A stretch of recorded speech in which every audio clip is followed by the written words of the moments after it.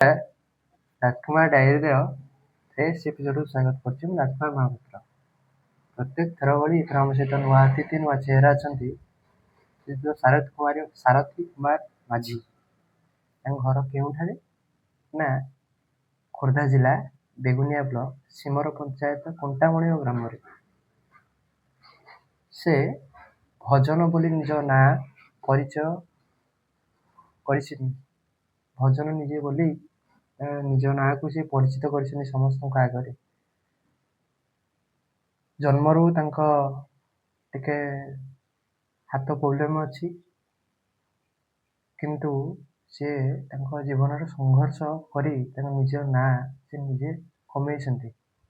ସମସ୍ତଙ୍କ ଆଗରେ ନିଜ ନାଁକୁ ସେ ନିଜ ପରିଚୟ ଦେଇଛନ୍ତି, ପ୍ରଦାନ କରିଛନ୍ତି। ସେ ଥକି ଯାଇନାହାନ୍ତି ବା ହାରି ଯାଇନାହାନ୍ତି, ସେ ଜୀବନରେ ସଂଘର୍ଷ କରିଛନ୍ତି। ସିଧାସଳଖ ଆଲୋଚନା କରିବା। ଆମ ଚ୍ୟାନେଲକୁ ଆପଣଙ୍କୁ ସ୍ୱାଗତ। ଜୟ ଜଗନ୍ନାଥ।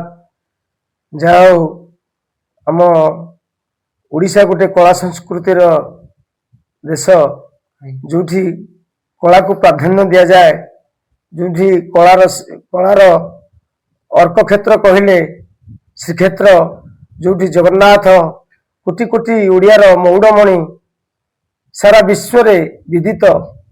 ତାଙ୍କରି ଚରଣରେ ଅନନ୍ତ କୋଟି ପ୍ରଣାମ। ତାଙ୍କର ଆଶୀର୍ବାଦରୁ ଆଉ ସୋମନାଥ ଦେବ କଣ୍ଟାମଣିମ, ତାଙ୍କର ଆଶୀର୍ବାଦ ମା କାମୁଡ଼େଇ ଦେବୀ କଣ୍ଟାମଣିମ, ମା ବାଉତି ଦେବୀ, ପ୍ରଭୁ ଗାଦୀଶ୍ୱର, ତାଙ୍କର ଆଶୀର୍ବାଦ ନେଇ ମୋ ଜୀବନର ଭଜନ କାର୍ଯ୍ୟକ୍ରମ ମୁଁ ଆରମ୍ଭ କରିଥିଲି। ଛୋଟିଆ ବେଳରୁ ମୋର ଗୁରୁ ସତ୍ୟପ୍ରକାଶ ପୃଷ୍ଟି, ତାଙ୍କର ନିର୍ଦ୍ଦେଶନାରେ ଆଜି ଯଦିଓ ମୁଁ ମଞ୍ଚ ଅତି କମରେ 150-200 ମଞ୍ଚ ଆରୋହଣ କରିଛି, ସେ ପ୍ରଭୁଙ୍କର ଆଶୀର୍ବାଦ, ଗୁରୁଙ୍କର ଆଶୀର୍ବାଦରୁ। ଯାହା ହଉ ଭଗବାନଙ୍କ ନାମ ଟିକେ ଗାଇଲେ ବହୁତ ଖୁସି ଲାଗେ, ମନର ଦୁଃଖ ହାଲକା ହେଇଯାଏ। ଈଶ୍ୱରଙ୍କର ଆଶୀର୍ବାଦ ଅଛି ଆମ ଉପରେ। ଈଶ୍ୱରଙ୍କ ନିକଟରେ ଏତିକି ପ୍ରାର୍ଥନା, ତାଙ୍କର ନାମ ଭଜନ ଗାଇ ଏ ସଂସାରରୁ ଆମେ ବିଦାୟ ନେବା। ଏ ସଂସାରରେ ଆଉ କିଛି ନାହିଁ, ଧନ ସମ୍ପତ୍ତି ଏ ସାଙ୍ଗରେ ଯିବେନି। ଭଗବାନଙ୍କ ନାମ ହେଉଛି ପରମ ବ୍ରହ୍ମ ନାମ। ସେ ନାମ ଗାଇ ଗାଇ ଏ ଜୀବ ମୁକ୍ତି ହେଇଯାଉ, ଏହା ଆମର ଲକ୍ଷ୍ୟ। କଳାକାରର ଏଇଆ ହେଉଛି ଲକ୍ଷ୍ୟ। ପଇସା ପତ୍ର ଆବଶ୍ୟକ ନାହିଁ, ପ୍ରଭୁଙ୍କର ନାମ ଗାଇ ଗାଇ ଏ ଜୀବ କେମିତି ମୁକ୍ତି ପାଉ, ଏ କଳାକାର ଏତିକି ଚାହୁଁଛି। ସେ ଜଗନ୍ନାଥଙ୍କ ନିକଟରେ ଆମର ଏତିକି ପ୍ରାର୍ଥନା, ଏତିକି ନିବେଦନ, ପ୍ରଭୁ କେମିତି ଏଇ କଳା କ୍ଷେତ୍ରରେ ଆଗକୁ ନେବେ। ମୁଁ ତାଙ୍କରି ଚରଣ ତଳେ ଅନନ୍ତ କୋଟି ପ୍ରଣାମ ଜଣାଉଛି। ତାଙ୍କରି ଭଜନ କାର୍ଯ୍ୟକ୍ରମ ଗାଇ ଗାଇ ଏ ଜୀବ ସଂସାରରୁ ମୁକ୍ତି ପାଉ, ଏହା ହିଁ ଆମର ଲକ୍ଷ୍ୟ, ଏହା ହିଁ ଆମର କାମନା। ସେଥିପାଇଁ ଆମେ ଗୋଟେ ଭକ୍ତିଅର୍ଘ୍ୟ ଭଜନ ସନ୍ଧ୍ୟା କାର୍ଯ୍ୟକ୍ରମ କରିଛୁ। ସେ ଭଜନ ସନ୍ଧ୍ୟାରେ ଅନେକ କଳାକାର ଅଛନ୍ତି, ଝିଅମାନେ ବି ଅଛନ୍ତି, ଆମେ ପୁଅ କଳାକାର ଅଛୁ। ଏଭଳି କେତେ ବାଜା କଳାକାର ମାନେ ଅଛନ୍ତି, ସଙ୍ଗୀତଜ୍ଞ ଅଛନ୍ତି। ଯାହା ସେମାନଙ୍କୁ ନେଇ ଆମର କାର୍ଯ୍ୟକ୍ରମ ଭକ୍ତିଅର୍ଘ୍ୟ ଓମ୍ ଜୟ ଜଗନ୍ନାଥ ଭକ୍ତିଅର୍ଘ୍ୟ ଭଜନ ସନ୍ଧ୍ୟା ଆପଣମାନେ ଯୋଗାଯୋଗ କଲେ ପାଇପାରିବେ। ଆମର ଯୋଗାଯୋଗ ମୋବାଇଲ ନମ୍ବର ହେଉଛି 9886168780। ଆପଣ ଯେକୌଣସି କାର୍ଯ୍ୟକ୍ରମ, ଧର୍ମ ସାଂସ୍କୃତିକ କାର୍ଯ୍ୟକ୍ରମ ଚାହିଁବେ, ଆପଣ ଆମ ସହିତ ଯୋଗାଯୋଗ କରିପାରିବେ। ଆପଣଙ୍କ ନିକଟରେ ଆମେ ଖୁବ୍ କମ୍ ପଇସାରେ ଆପଣଙ୍କର କାର୍ଯ୍ୟରେ ସହଯୋଗ କରିବୁ। ଏହା ହେଉଛି ଆମମାନଙ୍କର ଲକ୍ଷ୍ୟ। କଳାକାରର ଲକ୍ଷ୍ୟ ହେଉଛି ସେ ଜୀବନରେ ଷ୍ଟେଜ ଚଳିଲେ, ସେ ଭଗବାନଙ୍କର ନାମ ଗାଇଲେ ତାର ସବୁ ଦୁଃଖ କ୍ଲେଶକୁ ଭୁଲି ଯାଇଥାଏ। ଏହା ହେଉଛି କଳାକାରର ଧର୍ମ। ଜୟ ଜଗନ୍ନାଥ, ଜୟ ଜଗନ୍ନାଥ, ଜୟ ଜଗନ୍ନାଥ। ଆପଣଙ୍କର କେଉଁ କେଉଁ ଜାଗାରେ ଆପଣ ଆଜି ପର୍ଯ୍ୟନ୍ତ କଳା ପରିବେଷଣ କଲେଣି? ଇଏ ତ ଆମେ ଯାଇଥିଲୁ ମାଣିକାଗଡା ଯାଇଛୁ, ବୋଲଗଡ ମାଣିକାଗଡା ଯାଇଛୁ, ଆଚ୍ଛା ବାଙ୍କି ଯାଇଛୁ, ଗଲା ବାଘମାରି ଯାଇଛୁ, ଆମର ସୁଆଳ ଯାଇଛୁ, ନୂଆପଲ୍ଲୀ ଯାଇଛୁ, ବେଗୁନିଆ ଯାଇଛୁ, ଏମିତି ଆମର ଏଇଟା ପାଣିକୋଟ ଯାଇଛୁ, ଏମିତି ଅନେକ ବହୁତ ଗାଁ ଯାଇଛୁ ଭଗବାନଙ୍କର ନାମ ପରିବେଷଣ, ଭଜନ ପରିବେଷଣ କରିବା ପାଇଁ। ଏଠି ଆମର ଏମିତି ତ କେତେ ଗାଁ କହିଲେ ଅନେକ ଗାଁ ମନେ ପଡୁନି। ଆଜ୍ଞା ନୟାଗଡ଼, ଆଜ୍ଞା ବୋଲଗଡ଼, ଆଜ୍ଞା ସୁନାଖେଳା ଆଜ୍ଞା ଏମିତି ଅନେକ ଗାଁ ଯାଇଛୁ ଭଗବାନଙ୍କର ନାମ ଭଜନ ପରିବେଷଣ କରିବା ପାଇଁ। ଏମିତି ଅନେକ ଜାଗାରୁ ଆମ ପାଖକୁ କଲ୍ ଆସେ। ଏ, ଏମିତି ବି ଯାଇକି ଭଗବାନଙ୍କର ନାମ ଗେଡିଆପଲ୍ଲୀ ଯାଇଛୁ। ଆଜ୍ଞା ଏମିତି ଅନେକ ଗାଁ ଯାଇଛୁ ମଧ୍ୟ। ତେଣୁ ପ୍ରଭୁଙ୍କର ଆଶୀର୍ବାଦ ଅନେକ ଗାଁ ଯାଇକି ଆମେ ଆମର ପ୍ରଭୁଙ୍କର ନାମ ଭଜନ କୀର୍ତ୍ତନ କରୁଛୁ। ଏହା ହଉଛି ଆମର ଲକ୍ଷ୍ୟ, କଳାକାରର ଧର୍ମ। ସେ ଯଦି ଷ୍ଟେଜକୁ ଯାଏ ତାର ସମସ୍ତ ଦୁଃଖ କ୍ଲେଶକୁ ଭୁଲି ଭଗବାନଙ୍କ ନାମ ପାଦ ପଦରେ ମନୋନିବେଶ କରିଥାଏ। ଏହା ହେଉଛି କଳାକାରର ନିୟମ, କଳାକାରର ଧର୍ମ। ଜୟ ଜଗନ୍ନାଥ। କେତେ ପାଠ ସାଠ ପଢିଛନ୍ତି ଆପଣ? ମୁଁ ଗ୍ରାଜୁଏସନ କରିଛି, ଆଜ୍ଞା ବାଙ୍କି କଲେଜ +3 କରିଛି। ଆଜ୍ଞା 96 ଗ୍ରାଜୁଏସନ ମୋର। ଆଜ୍ଞା ତେଣୁ ପାଠ ପଢିଲେ ମଧ୍ୟ କୌଣସି ସରକାରୀ ପ୍ରୋତ୍ସାହନ ପାଇନୁ। ଆଜ୍ଞା ତେଣୁ ଏଇ କଳାକାର ଜୀବନଟାକୁ ବାଛି ନେଇଛୁ। ଆପଣ ଏଇ ଖାଲି କଳା ପରିବେଷଣ କରନ୍ତି ନା ଆପଣ ଆଉ କିଛି କରନ୍ତି? ଆଉ କଣ, ଏଇ ତ ଚାଷୀ ବନ୍ଦୀ ଲୋକ, ଏଇ ଚାଷ ବାଡ଼ିରେ ଟିକେ ସାହାଯ୍ୟ କରୁ ଆଉ। କଳାକାର ଜୀବନଟାକୁ ଏମିତି ବାଛି ନେଇଛୁ ଜୀବନର ପଥ ବୋଲି ଆଉ। ଭଗବାନଙ୍କ ନାମ ଗାଇକି ଏ ଜୀବ ଯାଉ, ଆଉ କଣ କହିବା। ଆଜି ପର୍ଯ୍ୟନ୍ତ କୋଉଠି ପାଇଛନ୍ତି କିଛି ଆୱାର୍ଡ ହଁ, ପାଇଛନ୍ତି? ସବୁ ବହୁତ ଜାଗାରେ ମିଳିଛି। ସୁନାଖେଳାରେ ଏବେ ପଦକ ମିଳିଥିଲା। କୋଉ ପଦକ ମିଳିଥିଲା ଆପଣଙ୍କୁ? ଆମକୁ ଗୋଟେ ଗୋଲ୍ଡେନ ପଦକ ନିଜେ ପ୍ରଭାତୀ ପରିଡ଼ା ଦେଇଥିଲେ। ଆଜ୍ଞା ଆଉ କିଛି ପୁରସ୍କାର ରାଶି ଉପରେ 500 ଟଙ୍କା ଦେଇଥିଲେ। ଆଜ୍ଞା ହଁ, ଏମିତି ଅନେକ ଜାଗାରେ ଆଜି ମିଳିଛି। ପର୍ଯ୍ୟନ୍ତ ଆପଣଙ୍କୁ କିଛି ଉପାଧି ମିଳିନି? ଉପାଧି କିଛି ପାଇନୁ, କିନ୍ତୁ ଏମିତି କିଛି ଏ ପୁରସ୍କାର 500-300 ଏମିତି ଆଜ୍ଞା ମିଳେ। ପଦକ 2-3ଟା ମିଳିଛି। ଯୋଉ ଆଜି ପର୍ଯ୍ୟନ୍ତ ଆପଣ ଏଇ ଖାଲି କଳା ପରିବେଷଣ କରୁଛନ୍ତି, ଚାଷ ବାସ କରିକି ପେଟ ପୋଷୁଛନ୍ତି ଆଉ ଆପଣ? କଣ କରାଯିବ, ଆଉ ତ କିଛି ଆମକୁ ଗାଁ ଗହଳିରେ ଆମେ କୌଣସି ସହଯୋଗ ପାଇନୁ କି ଆମକୁ କୌଣସି ଅନୁଷ୍ଠାନକୁ ସେମିତି ବି ଡାକି ନାହାନ୍ତି। ଯଦି କିଛି ଅନୁଷ୍ଠାନରେ ଡାକିବେ ଆମେ ବି ଯିବାକୁ ଇଚ୍ଛୁକ ଅଛୁ। ତେଣୁ କୌଣସି ସାହାଯ୍ୟ ସହଯୋଗ ପାଇନୁ। ଆପଣଙ୍କ ମୁଖରୁ କିଛି ଶୁଣାନ୍ତୁ ଆମ ଦର୍ଶକ ମାନଙ୍କ ପାଇଁ। ନିଶ୍ଚିତ ଏଇ ମାଙ୍କ, ଯେହେତୁ ମା ବାଉତି ଆମର ପୃଷ୍ଠରେ ବସିଛୁ, ସେ ମା ବାଉତିଙ୍କ ଉଦ୍ଦେଶ୍ୟରେ ଗୋଟିଏ ଛୋଟିଆ ଭଜନଟିଏ ମୁଁ ଗାଇବି, ନିଜ ଲେଖା। ଜୟ ଜୟ ବାଉତି ମା, ଜୟ ଜୟ ବାଉତି ମା, ପାରି କରି ଦେବ ଭବ ସାଗରରୁ, ଧରିଛ କରୁଣା। ଜୟ ଜୟ ବାଉତି ମା, ଜୟ ଜୟ ବାଉତି ମା, ଜୟ ଜୟ ବାଉତି ମା, ଜୟ ଜୟ ବାଉତି ମା।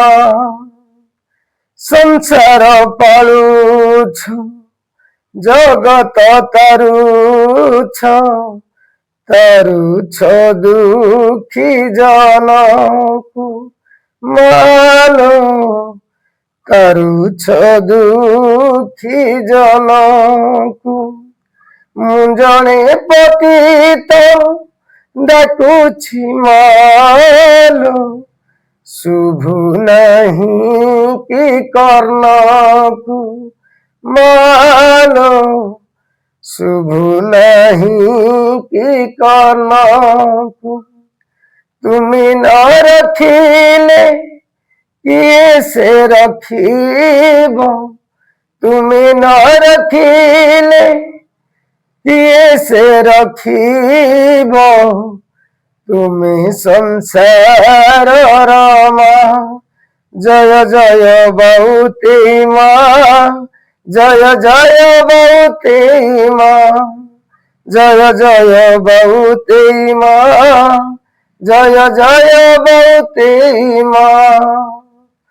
ତୋର ଦୟା ହେଲେ ପଙ୍ଗୁ ଲଙ୍ଘେ ଗିରି, ଅନ୍ଧ ପାଏ ଚକ୍ଷୁଦାନ ମାଲୋ, ଅନ୍ଧ ପାଏ ଚକ୍ଷୁଦାନ। ନିର୍ଧନ ଜନକୁ ଦୟା କଲେ ମାଲୋ, ହୁଏ କୁବେର ସମାନ ମାଲୋ ହୁଏ କୁବେର ସମାନ ବିପଦ କାଳରେ ଡାକୁଛି ମାଲୋ ବିପଦ କାଳରେ ଡାକୁଛି ମାଲୋ ହୋଇଥାଅ ବାରେସା ଜୟ ଜୟ ବହୁତେ ମା ଜୟ ଜୟ ବହୁତେ ମା ଜୟ ଜୟ ବହୁତେ ମା ଜୟ ଜୟ ବହୁତେ ମା ଜୟ ଜୟ ବହୁତେ ମା ଜୟ ଜୟ ବହୁତେ ମା।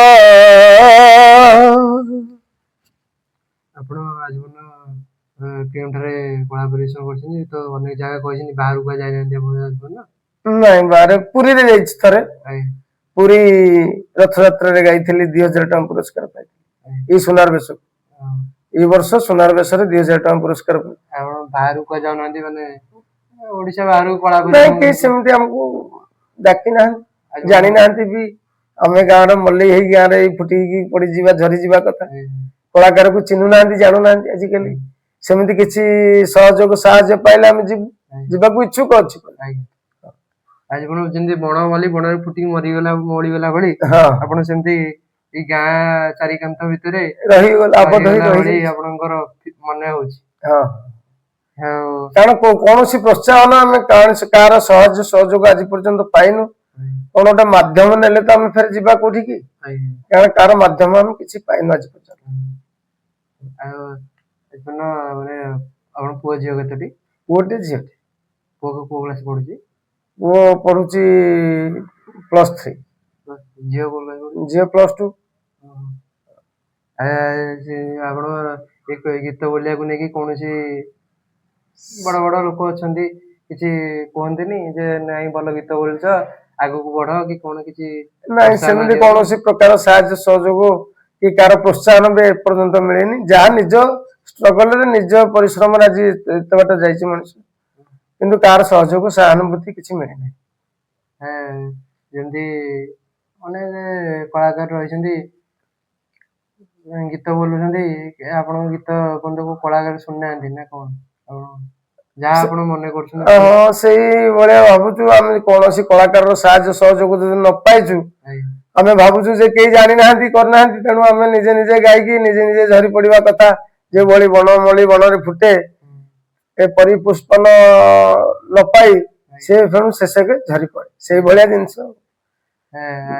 ଆଜୀବନ ମାନେ କୋଉ ସିଙ୍ଗର କୁ ଅଧିକା ମାନେ ମାନନ୍ତି ଗାୟନ ଶୈଳୀ ଆପଣଙ୍କୁ ଇଚ୍ଛୁକ କରିଛି?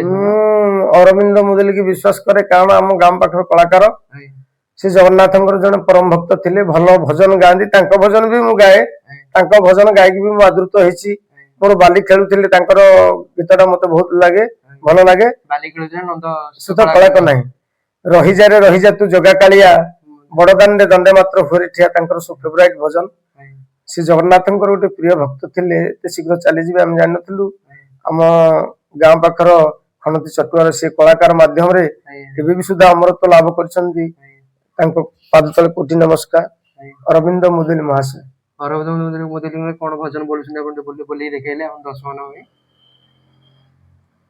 ମତେ ତ ଭଲ ଲାଗେ ତାଙ୍କର ବାଲି ଖେଳୁଥିଲେ ନନ୍ଦସୁତ କଳାକ ନାହିଁ ଯେ ପିଲାଦିନ ଶ୍ରୀକୃଷ୍ଣଙ୍କର ପିଲାଦିନ ବାଲିଘରର ଖେଳ ଆଜି ସିଏ ବଡଦାଣ୍ଡରେ ଖେଳୁଛନ୍ତି ସଖା ସୁଦାମ ସୁବଳ ଆଉ ଭାଇ ବଳରାମ ସହିତ ଜଗତର ନାଥ ଜଗନ୍ନାଥଙ୍କର ଏଇ ଯୋଉ ଅପୂର୍ବ ଲୀଳା ତାକୁ ତ ବର୍ଣ୍ଣନା କରିବା ଏତେ ସହଜ ନୁହଁ ତେଣୁ ତାଙ୍କରି ସେ ଭଜନଟି ଭାରି ମତେ ପ୍ରିୟ ଲାଗେ ମୁଁ ସେ ଭଜନ ବି ମଧ୍ୟ ବୋଲିଛି ବହୁତ ଜାଗାରେ ଆଦୃତ ପାଇଛି ପୁରସ୍କାର ମଧ୍ୟ ପାଇଛି। ବାଲି ଖେଳୁଥିଲେ ନନ୍ଦସୁତ କଳାକାର ଟିକେ ପଦିଏ ବୋଲିକି ଦେଖାନ୍ତୁ। ଆହା ସଖା ସଙ୍ଗେ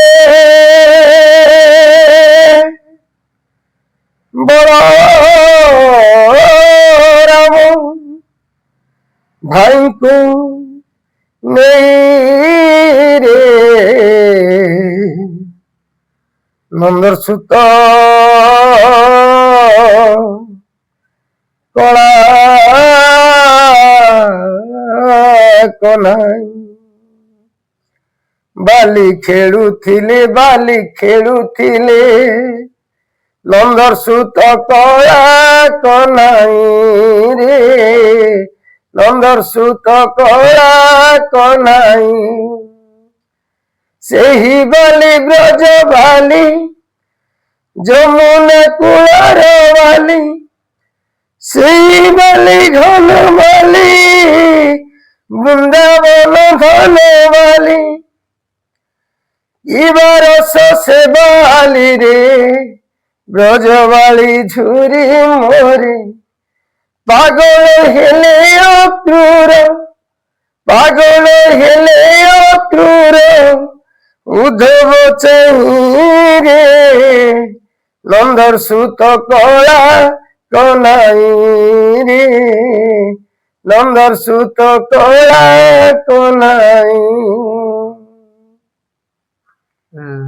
ବାହାଘର ଆଜି କେତେ ବର୍ଷ ହେଇଗଲାଣି ଆପଣଙ୍କର?